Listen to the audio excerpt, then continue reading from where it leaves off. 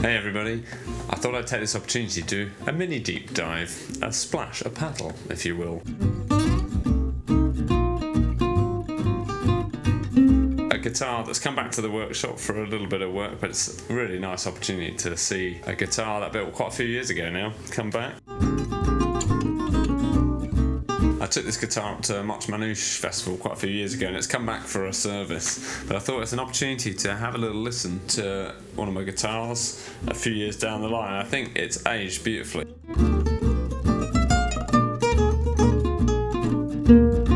I haven't actually done the setup on it yet, so the action's a little high, needs a little tweak of the truss rod. Nothing you wouldn't expect to do after even 6 months to a year after a new guitar. It's always going to have to bed in a little bit and need a little bit of work.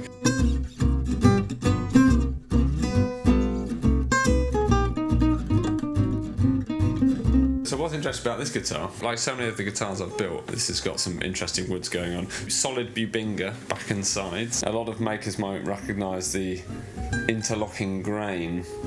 It's a real nightmare to work with. I built this back in the days before I even had a sanding thicknesser. So this would have all been planed by hand and scraped clean and sanded smooth. But you've got these beautiful stripes in it that come from the interlocking grain. So that's where different sort of ribbons of wood of the tree are growing in different directions. And you get this amazing sort of three-dimensional effect.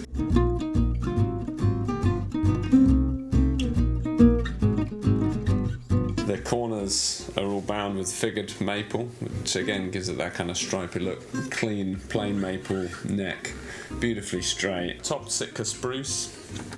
And then there's some little maple appointments like the moustache ends, the centrepiece on the headstock veneer, and the fillet on the tailpiece. Now the rosette's got a little bit of green and red in it, picking up the colour of the back and sides of the wood.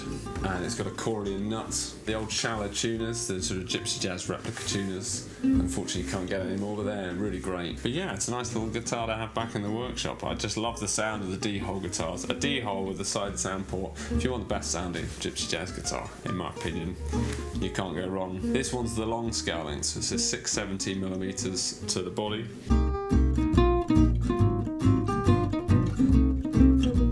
This is a hybrid style that the original Selma company never made. And ironically, I think these sound the best.